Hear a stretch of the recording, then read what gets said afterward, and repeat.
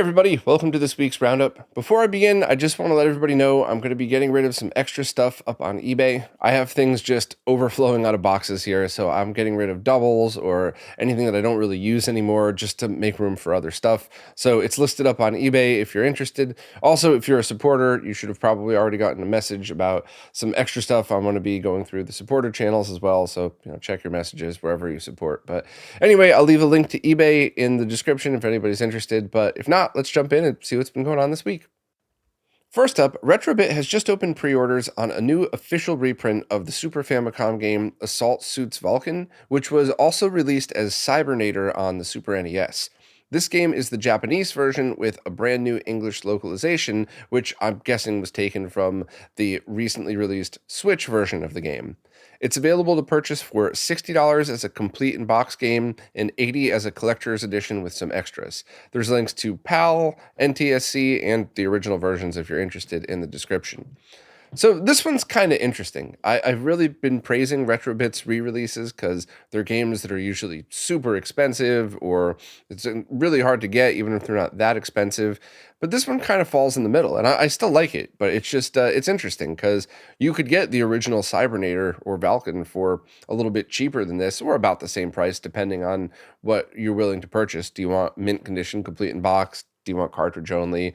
And of course, you could just get the, the Switch version. But if you wanted an original game, an official reprint that has the new localization to play on original hardware, then this kind of falls into that category. So it's a bit more niche than some of the other re-releases they've been doing, but I like it. I think it's pretty cool. And also, just my own very strong personal opinion. Thank you for having just an edition that's the game in a box. I love to see these collector's editions out there. And for some of my favorite games, I would like those. But very often, I don't really have the space for it. I just want to buy a game in a box like I would have back in the 90s. And that's exactly what they're offering. So while that's only an opinion, I'm sure collectors would probably only want the collector's edition. I definitely wanted to share that thought because there's got to be more people like me that just want to buy a game and don't necessarily want all of the extras. So just a thank you for that. That was pretty cool. Thanks, RetroBit. Once again, links to everything's in the description if you're interested. And the pre-orders will only be open for about a month. So if you want it, you have some time. It's not like you have to rush and get it within a minute, but you're going to want to do that in October. Next up, Crix's awesome EDFX plug-and-play adapter is now in stock and available to buy at Stone Age Gamer. This is that plug-and-play device that could stick into the back of any TurboGrafx or PC Engine console that has the pins in the back, and you get composite video and RGB, as well as the ability to pass stereo CD audio if you're using the Turbo EverDrive Pro. So using this adapter is not only the best plug-and-play adapter I've tested in a long time for the PC Engine and TurboGrafx, but if you're using a TED Pro, you also get full stereo audio through it as well. And as a result, and especially because of the price as well, it's now my go-to recommendation for plug-and-play devices. You can get it for $60 with the Plexi case if you're on a budget. However, I really would strongly recommend getting the version with the Humble Bazooka 3D printed case. It's available in a bunch of different colors to try to match whatever PC Engine or TurboGrafx you have, and that brings the price up to about $75. And if you don't have any good Genesis 2 cables, because this runs off a Genesis 2 mini DIN, right there in the link on Stone Age Gamer, you could also choose to add HD Retrovision cables, Insurrection Industry cables. So basically, the one link has absolutely everything you'd need. I also linked to the Turbo EverDrive Pro just in case. So this is definitely an awesome thing that I strongly recommend considering if you're looking into a plug-and-play device for stuff like this. If you need internal, the Zaxor mod seems to be the best one out there these days, but that stuff's always changing. So just hopefully you're subscribed to this channel and the podcast to get kept in the loop of that stuff. Just a quick reminder, we did MD Fourier testing of it, and it performed really well. The sound kind of made it sound like a Super CD-ROM 2 if you're using the Turbo EverDrive Pro through the EDFX. So that's a pretty awesome combination. And I also just showed the options that you need to set it to in order to get stereo audio. And if you want to see all that stuff in real time, I did a live stream on it a while back, but really the live stream just confirmed everything that I just said in less than 3 minutes. Totally safe to use, very good quality audio and video output, completely plug and play. And once again, if you've got the extra budget for it, the 3D printed case is really nice. But if not, there's nothing wrong with just using the cheaper Plexi option. So as always, just pick whatever works best for you. I just posted a video about a true digital to digital HDMI mod for the Neo Geo MV1C arcade board. This is using Marcus's CPS Digi AV, which is the same board that is the digital to digital mod for CPS arcades. And the video was actually done over 2 years ago, actually over 2.5 years ago, but you just couldn't get the boards. So I didn't want to release a video just to have everybody really upset that you can't get the boards for them. That's unfortunately happened a few times, especially during the pandemic when there was the part shortage and everything. Things sold out right away and then weren't available for a year. So I wanted to really try to avoid that. And now when I released it, it's kind of interesting timing because I did edit a few things about the video just to reflect some of the changes in the retro scene. One of the biggest changes is when I originally did the video, I just said it was really neat that it also gets true 240p output, so you could use something like the HD15 to SCART and a cheap HDMI DAC to get essentially RGB SCART out of this thing. But now, of course, I'm talking about what if you're just a super enthusiast and you want the perfect audio and video digital signal to go through a modern scaler like the RetroTink 4K. But the thing that I did forget to talk about in the video is some context on things. And this is kind of the same argument I make for all internal digital mods, but it's a little different because this also involves a super gun. So here's the example that I forgot to make. What if you have a whole bunch of different arcade boards and you're looking to use those both in your arcade machine or on a flat panel through a scaler? Well, if that's the case, you're definitely going to want to get a quality super gun and some kind of scaler, be it the OSSC, the RetroTink 4K, whatever. But what if the only arcade board that you really want to use on your flat panel is the Neo Geo? And what if especially you have an MV1C? At that point, it's probably cheaper to get this board and pay somebody to install it than it is to buy a decent super gun in a scaler, even one of the lower priced scalers. So that's kind of one piece of context that I definitely forgot. And I think it's because I always talk about it here on the podcast when I'm talking about HDMI mods. But I should have put that in the video. So I don't know. Hopefully people still got it. There is also Fixel's HDMI mod coming out that should work with this, but as well as the AES consoles. And Marcus has also been trying to figure out ways to get this working on other versions of the MVS as well as the AES.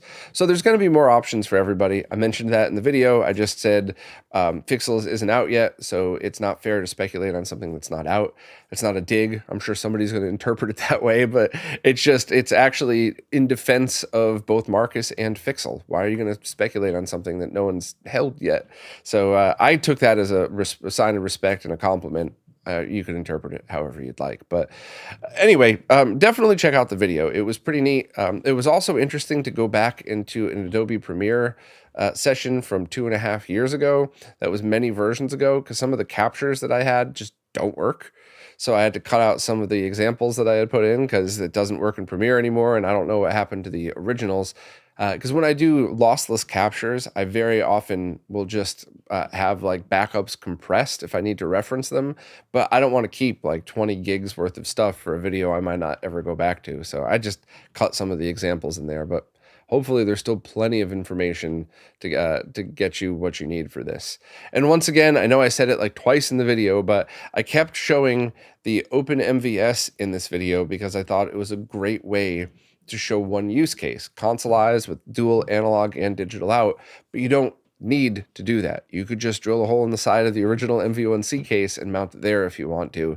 I just thought this made for cool examples and neat B-roll, but you could just install it in an arcade board and set it in place and not worry about it. So links to everything are in here, including the OpenMVS project if you want to buy a kit for this, and also links for the original HDMI mod, and of course the interview with Marcus that I had done. So hopefully you all enjoyed this one. I know this is a bit of a niche video, so I'm not expecting a gazillion views on it, but I do hope that at least Neo Geo fans would take a look, even if it's not something you're interested in.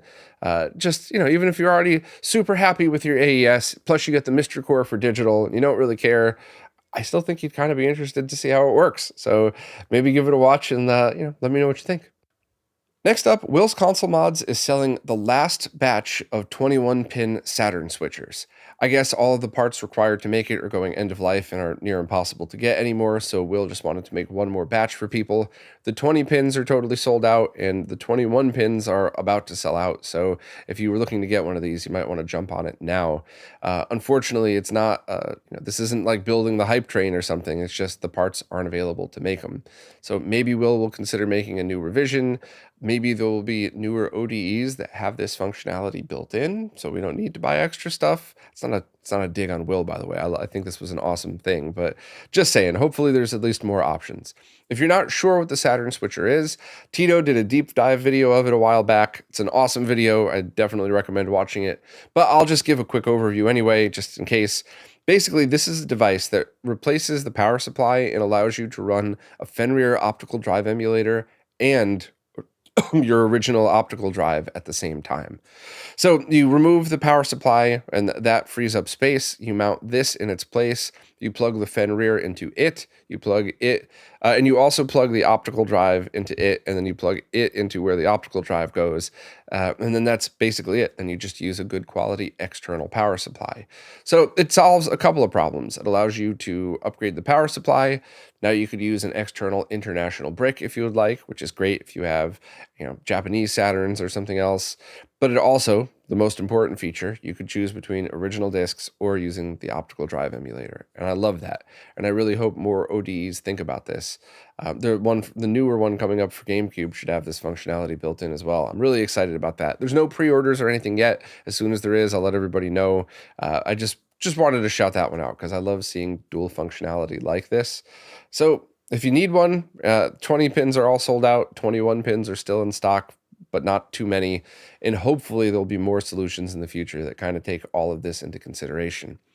Also, just on a personal note, as much as I get very nervous messing with any power signal ever, the thought of replacing an internal power supply when you're adding more components that draw power to a console is a good thing as long as it's built properly. So if you have a really nice DC to DC power supply system in there, having an ODE for the Saturn that's everything in one might actually be a really significant upgrade. It would raise the price, of course, so now you're gonna have people complaining that the ODEs are more expensive, but that's really the type of thing that you should take into consideration. If you've just fully recapped your power supply and your whole Saturn or paid somebody else to do it, you might be a little frustrated at that, but if you haven't, I think that would be a really cool idea. And I'd love to see a Fenrir with all of this stuff integrated into it, just so you could have true upgrades across the board for your Saturn. But that's just opinions. You all were going to have to voice your own opinions and see, and maybe the creators of this would think about stuff like that. But anyway, enough rambling. If you're interested in this, grab a 21 pin while they're still around. Next up are a whole bunch of updates for the OSSC as well as the OSSC Pro. Nothing new is for sale right now, but I wanted to prepare everybody because they are coming soon, within a few weeks probably. If you'd like to read the full press release or just purchase an OSSC, the links are there for it. But let's talk about the upcoming stuff, and there's quite a lot to unpack here. So let's start with the OSSC Pro. It's expected to ship next month for about $330.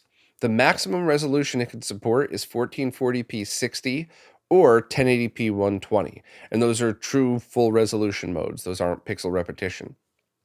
There is not going to be a 4K 60 mode. It's just not possible for this chip. And it is potentially possible to have a 4x3 2160p version of pixel repetition. So that could be helpful for panels that run better at their native resolution, but that's not a true 4K 60 mode. So you're not going to get 4K scan lines or anything else. I don't think that's a bad thing, especially when you consider the price of this thing.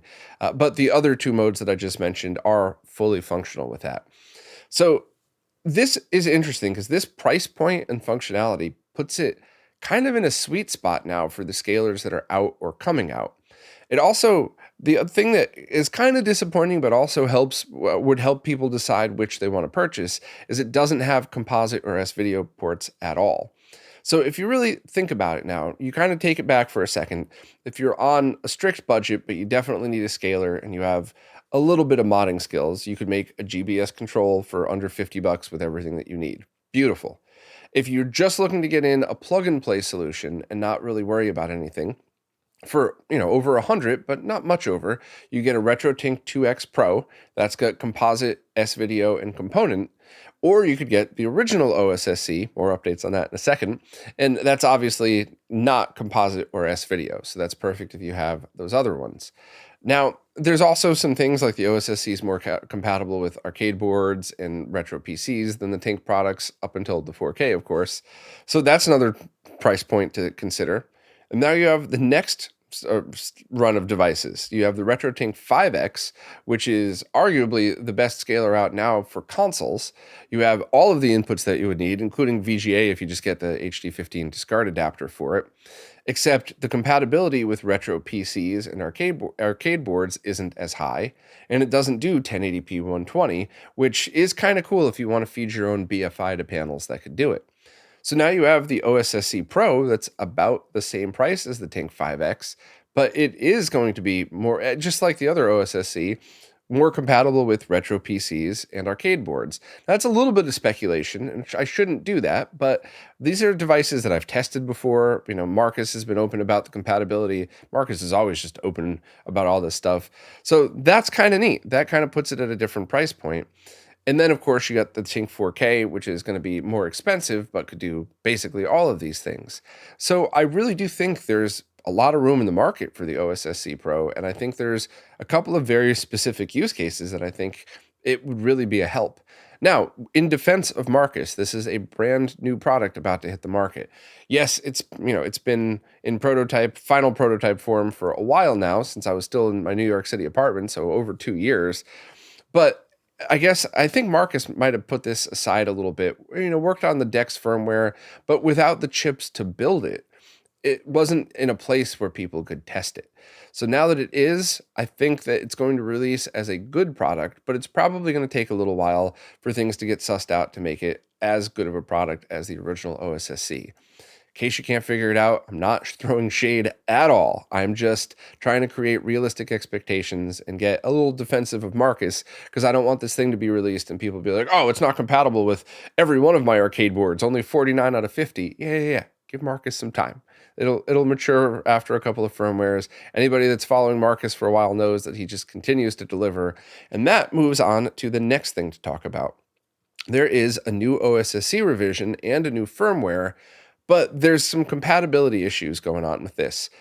Some people might be bummed. I'm excited for this, so let me walk you through it. First, there's a new revision of the OSSC. It's not out yet. It's going to be out probably a little bit before the OSSC Pro for the same price. Same price as the original OSSC, not the Pro. But it has some hardware changes that allows it to be more compatible with certain input devices. So to be clear, if you have 49 arcade boards that work with the original OSSC, but one that doesn't, this might actually fix that. Also, on the flip side, though, if you have a TV that's compatible with 1080p 4X but not 5X, this is not going to fix that. This is for the input side, or it most likely wouldn't fix it. Try it anyway if you end up getting one of these things.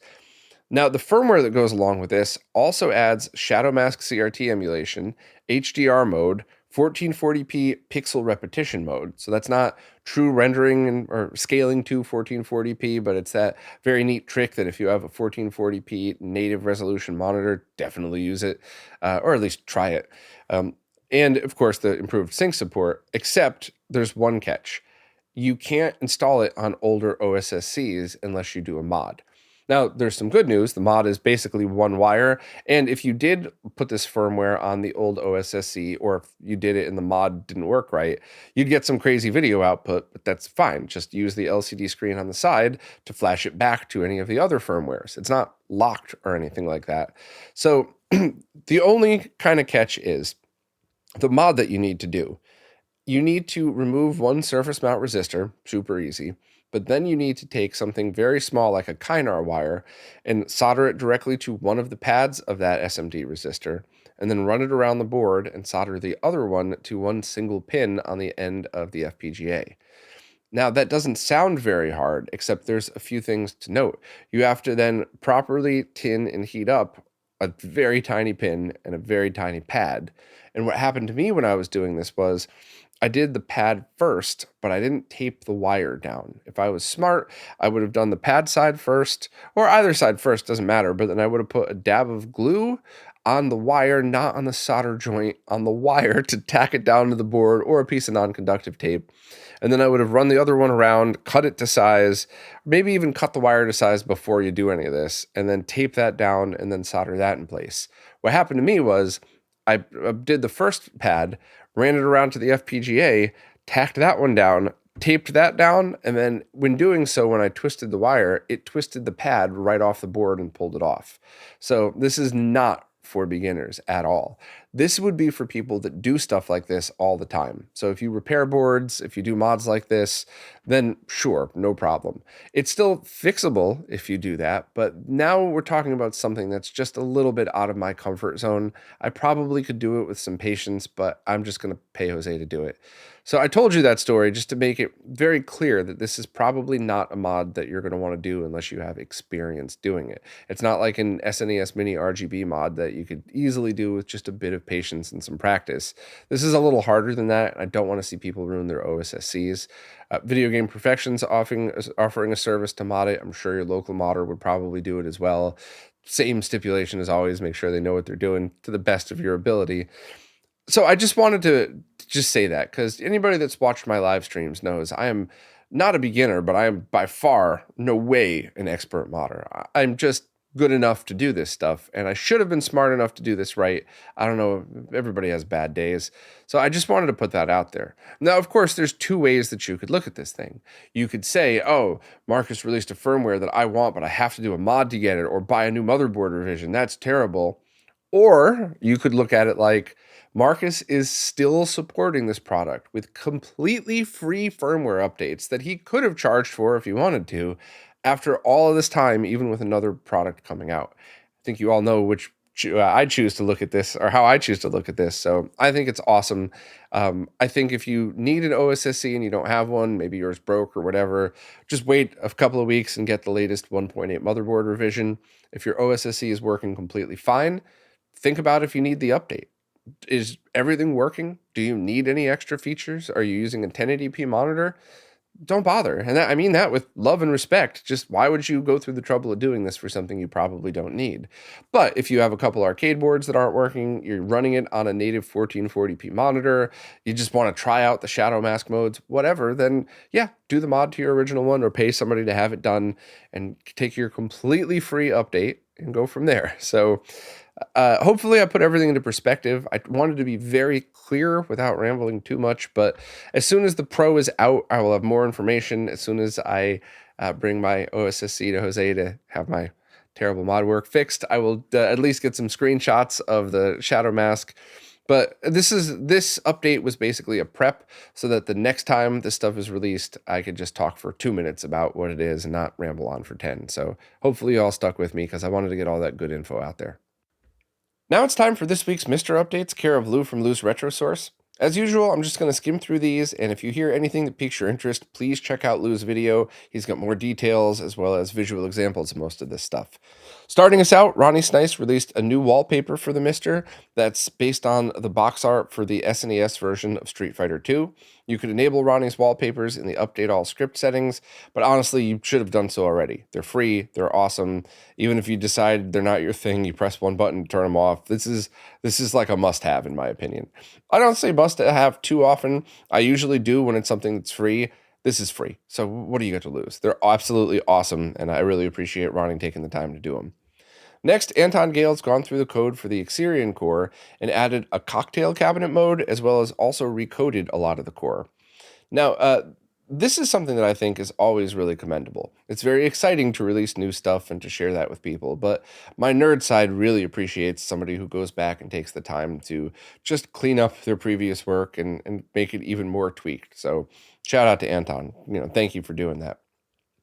There's been some more updates and announcements for the Mars project. I talked about it a little bit last week, but to be honest, I've been putting together a post that kind of introduces it, and then I want to do interviews with the team and stuff like that. So I want to wait to do that.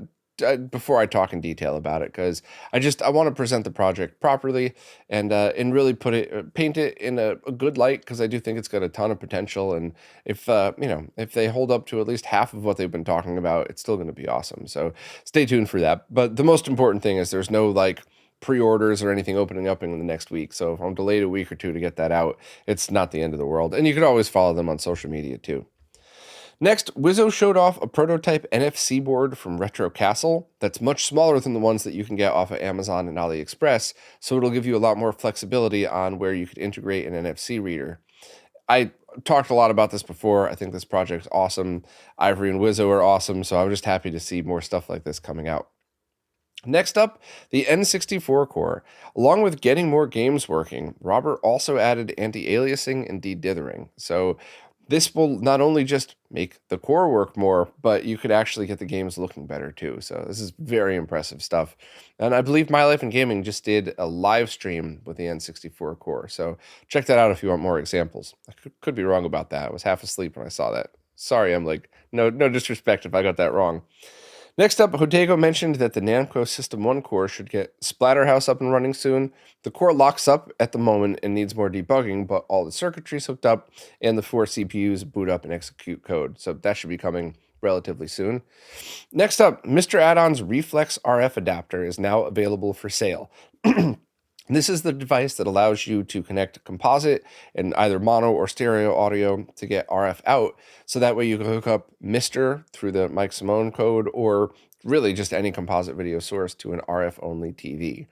Now, I praised this thing 100% last time I talked about it, but there are a few more things to add. Even though I beat this point to death, some people were still not or wondering why you would want a new device to do this when you can get an old VCR, even one that eats tapes, or you could just get one of those older composite to RF boxes. And while it's a fair question, I thought I was very clear about this. Of course you could do all of that. And if you're on a budget and you have the ability to get one of those for free, you should definitely do that. However, if you want a brand new small device that's probably going to last a lot longer than those other devices that are already 20 plus years old, this is the one to get. Also, the last time I praised the price, and I said something like, I wish all these things were $1 so everybody could have one. That's not realistic. That's just, my honest opinion. I praised the price because even the cost of the RF and the composite and left and right RCA jacks is high these days. And even though I thought the price was already fair, that's now $35. It's now $5 cheaper than it was. I have no idea how Bork's making a profit on this one, but I mean, you couldn't ask for a more fair price than this. So yes, of course, you could find used old equipment that might do it. Who knows how long that larger old equipment's going to last? Maybe forever, maybe a week, I don't know. But this one at least is a brand new small thing. You could just double-sided Velcro to the back of your TV and essentially just have a composite video input. So I'm a fan. I think it's good. And hopefully I got the point across right this time. Next up, Lemonson posted that release candidate 1 of the of the Nemesis arcade core is now available. Updates include corrected audio, and the latest Mr. framework was also implemented. Since it's not stable yet, you'll have to enable unofficial cores and update all to get it, but once it is stable, it'll get moved over. And lastly, the next batch of Reflect adapters. I think Reflex is a product line that encompasses many products, but the RF is a Reflex adapter too, right? I don't know. I'm kind of confused, but I'm pretty sure that this is the product that is an arcade stick based product. So you could put this in your current arcade stick to allow functionality for USB, and also work is being done to add X input, switch, and PS3 compatibility, all aiming to be as low latency as possible. So like I've said the last time I talked about this, if it's as low latency as the JAMA adapter, then this is a good product to get. I know there's a bunch of other ones in the works, going both ways actually. Arcade stick to USB or USB to arcade stick, and or to Supergun, I guess. And this seems like a perfectly awesome choice. So if you're into this stuff, definitely check out the post and the examples in Lou's video. And that's it for this week. As always, thank you so much to Lou for keeping up with all this stuff. There's no way I could stay in touch with all of this, and it's so nice to just have it all in one easy to listen to video and just put it all here. So thank you very much to Lou. Please don't forget to subscribe to him as well. Reviews have come in for Eon's Xbox HDMI adapter, and this one's a doozy. I have a feeling most of you are going to be canceling your pre-orders, writing return to sender on that shipping label, or just flat out returning it when you get it. But I'll go through and try to just say the facts and let you come to your own conclusion on this. However, I do want to very strongly stress one point. This adapter is about $200. Normally, when I talk about stuff like this, I'm picking on cheaper adapters and recommending the more expensive solution for all the normal reasons you get what you pay for. This time is the exact opposite, and it's weird that this even exists, and it's very weird that it's 200. But let's jump in. So the output, the video output, is about on par with your average $10 piece of crap AliExpress Xbox HDMI cable. There's a lot of analog interference, and yes, there's always going to be analog interference when you go from analog to digital, but this has more than cheap, unshielded component video cables that Tito showed in his video. So that's kind of annoying. That's not a showstopper for a $200 product. That's very annoying. But the other problem is that the signal, there's something wrong with the signal, and it's definitely too dim. And I'm not sure if it's a brightness issue. This was picked up both in MVG's video as well as Tito from Macho Nacho Productions. And MVG made a comment, I'm just kind of paraphrasing here, but something like, you shouldn't have to just turn up the brightness on your TV for a $200 adapter. I actually don't know if that's true, though. All the respect in the world to MVG. I think he's awesome, but I don't think turning up the brightness could fix it in these scenarios, because I've run into this problem with Xboxes before. Now, just a very polite reminder that MVG tested like a handful of Xboxes. Tito had 2 on hand, and I've probably seen this problem, I don't know, at least on 10 over the years, through certain adapters, not the Xboxes itself. And the issue is best demonstrated in MVG's video when he started up a game and the title screen in one game, or the logo screen, was all white, and on the Eon adapter it was gray. So that isn't a brightness issue. I have a feeling if you turned the brightness up on your TV, you could see certain things a little bit better, but I think it would actually wash out more than it would make the image brighter, because I've seen this before. I'm speculating a little bit because I don't have one, and I definitely will not be touching one of these things, but I'm pretty sure that problem goes deeper than that, because it definitely happened on a few other Xbox adapters that I tried, and that's what I found. I think I know what the problem is, but I definitely don't want to speculate. And I don't want to talk too much out of turn here, but I absolutely wanted to say that the video problem isn't just brightness and analog interference. It might be unfixable brightness. So I'd like to see other reviewers double check that. But still, once again, $200 for this adapter. So that was pretty bad.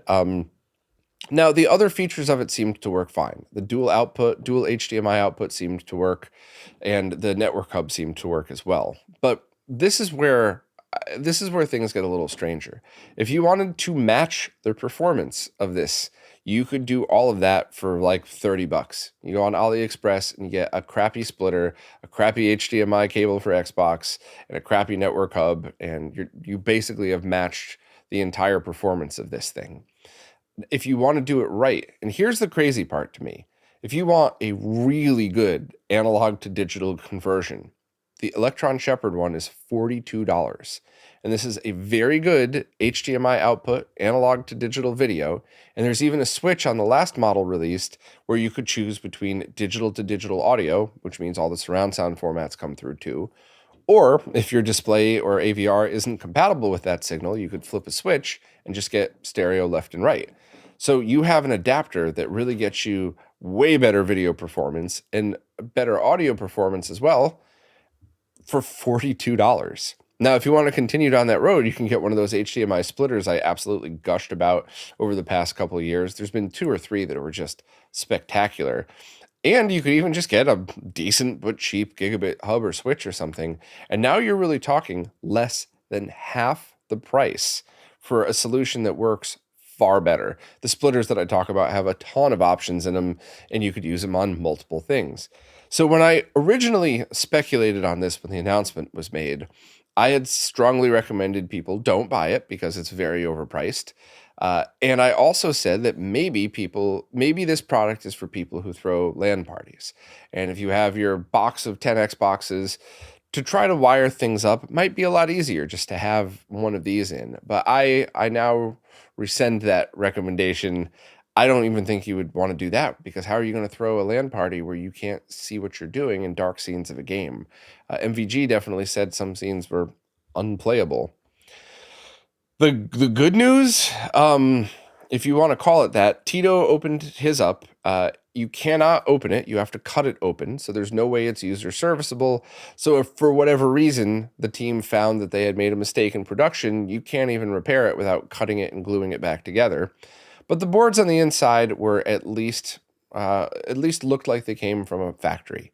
Eon's previous products had little pieces of metal hanging across with some glue holding them on. It was awful. Tito showed the Voltar shots in his video, and that's how all of them shipped. That wasn't like a defective unit. So at least they got that one right this time. And although the part numbers were scraped off, a couple of my friends and I were very easily able to identify what's in there, and it's just a bunch of cheap off-the-shelf components. So this is an incredibly overpriced product, and unless the case costs $100 each, this thing you're getting ripped off, and they know it, and they're doing it on purpose, and they're using that marketing tactic of, if you make something more expensive, people will just assume it's better because it's expensive. If you had any doubt on that, I'd like to read Eon's response to MVG word for word. Eon said, "Thanks, Modern Vintage Gamer, for your honest take on XBHD. But how did you like the box?" I couldn't make this up if I tried. So no talking about, hey, here's the path that we're going to use to fix that. There's no, hey, did you try this at least? Even though there's nothing to try, nothing. Just a snarky little comment. And when I not so politely pointed that out, their comments were equal. So you could come to your own conclusion on this one. You could try to buy this thing and think that it's going to work for you, but it's probably not. I made a very silly comment in the post that I kind of stick to. I said, "This is so bad. If people seeing you using one of these, they might assume you're gullible and try to get you to join a pyramid scheme." While it was me matching Eon's public comments in kind, I do also kind of think that this one's like, people are going to judge you, and I hate to say that, and I'm not, you could just get as mad at me as you would like for saying that, but if somebody walks up to you and sees, basically a $10 AliExpress cable in a $200 box, and you're using that on your Xbox, like that's not good. People are going to know that you kind of got suckered. So I don't know. I'm very disappointed in all of this. I'm not surprised at all from Eon. This is kind of what I expected, but I didn't expect it this bad. I could expect $99 for something like this. Even though this is probably a $50 product, I could expect them trying to get $99, but almost $200 is horrible. So I'm sticking with what I said at the beginning. I'm pretty sure most of you are going to be returning yours, canceling your pre-orders, and you should, because this is a blatant ripoff, and they should be ashamed of themselves. And I don't know how they thought they weren't going to get caught. I think they were trying to rely on reviewers that give positive reviews for free samples. However, that kind of backfired too, because there's too many good reviewers already looking at this thing. The two videos I pointed out, MVG and Tito, really show you all you need. But hey, look at the bright side. Now, if you see somebody praise this thing, you know what I've been saying for years. Some of these reviewers will do anything for money, and they don't really care about actually testing. They just shake the box, say it doesn't feel like there's any lag in there, plug it in, and tell you how great it is. So at least you could look forward to that. Any reviewer you see praising this thing and not mentioning its absolute broken video output is not someone you could trust for reviews on hardware products. So yeah, I'm sure there's going to be a lot of people upset with me for everything that I said, but it's my job to be honest about this stuff, and I wish I could only be the drunk, jolly Santa type that only talks about happy things and awesome people in the scene. But if I took the stance of I don't do any negative reviews at all, how would you know what not to buy? And remember, all of my negative stuff is backed up by lots of facts. And while I'm speculating here, Tito and MVG both nailed it. They got this thing right. So yeah, I'm sticking by everything I said here. You're welcome to tell me if you think I'm wrong, but you might want to just check what is it? I forgot what it's called, sunk cost syndrome or something. A lot of people get really angry when they find out that the thing that they bought is junk, and they blame the people that told them rather than just say, I probably should have done more research on this one. My bad, I'll return it. So check the comments. Let's see how many of those I get this week. So this one's pretty cool. Remember a while back, I did an interview with Jammin' Sam Miller, who was taking SNES games and finding their original audio samples and recreating those as MSU1 soundtracks. Well, I thought it was a great interview. I loved Sam's work, and I loved playing Super Metroid with that soundtrack. While I've always been a fan of the MSU MSU1 audio, sometimes it's, and this is just an opinion, sometimes it's a novelty that kind of wears off. So you're playing Super Metroid with a Super Metroid orchestral soundtrack, and that's pretty neat. But very often I would end up just going back to the original. And when I played Super Metroid last, I started out with the original, then I did the orchestral, then I did this one, then I went back to the original and just went, oh, I can't do that anymore. I had to go back to Sam's. It's that much better because it's the same soundtrack. It's everything that's not compressed down to fit in the SNES sample limitations. So I'm telling you all this to say that as awesome as that soundtrack was and how that's now going to only be the way I play Super Metroid forever, that soundtrack is now available to purchase on vinyl. So that I thought it was really cool, and that's kind of unexpected. And this is really neat too, because, whether you're a fan of vinyl for collecting or whether you're a fan of vinyl for listening, there's so many aspects of it that are neat. For me personally, I don't mean any disrespect when I say this. Collecting's cool and all, but I'm in it for the experience. And I'm willing to bet that if I drop the needle on this record, sit back and listen, I think it's going to just like send me directly to Planet Zebes. I'm definitely buying this one. I'm really looking forward to listening to it. And, you could also listen to it for free right on the page there. So if you want to just see what it sounds like before you buy it, that's cool. And I love it when people do that because a lot of people don't buy music nowadays. So I have a feeling when you give people an excuse to say, you know what, I really like this one, I think very often that gets you more sales than not. So people don't have to guess and say, I don't know if I'm going to like it, I'll skip this one. So give it a listen, see what you think. You could buy it digitally, you could buy the record. I'm definitely buying the vinyl for this one. I just think it's so unbelievably cool. So shout out to Sam for pulling this off, and I'm looking forward to hearing how it sounds on my setup. Well, that's it for this time. As always, thanks to anybody who watches, listens, plays nicely in the comments, especially weeks like this week when I have to talk about something negative. I always enjoy when people come in with a respectful adult comment. Totally okay to disagree with me. And if you disagree with me and it turns out you're wrong, I'll very politely try to explain why and treat you with respect. If you come in guns blazing, you'll most likely get ignored. I'm only human. Sometimes I'll fire right back at you. But seriously, thank you to everybody who makes the comment section in these videos a fun place to just talk to people and have adult disagreements where you don't have to really agree on everything. You could just decide for you what's better. I really appreciate that. So thank you all. And I especially appreciate all of the support on platforms like Patreon and Flowplane, because it is you who is keeping this stuff going. All the weekly stuff and especially all of the behind the scenes stuff that I've been working on that I'm trying to show you more now with these live streams. But yeah, I appreciate you all. You're awesome. And I will see you next week.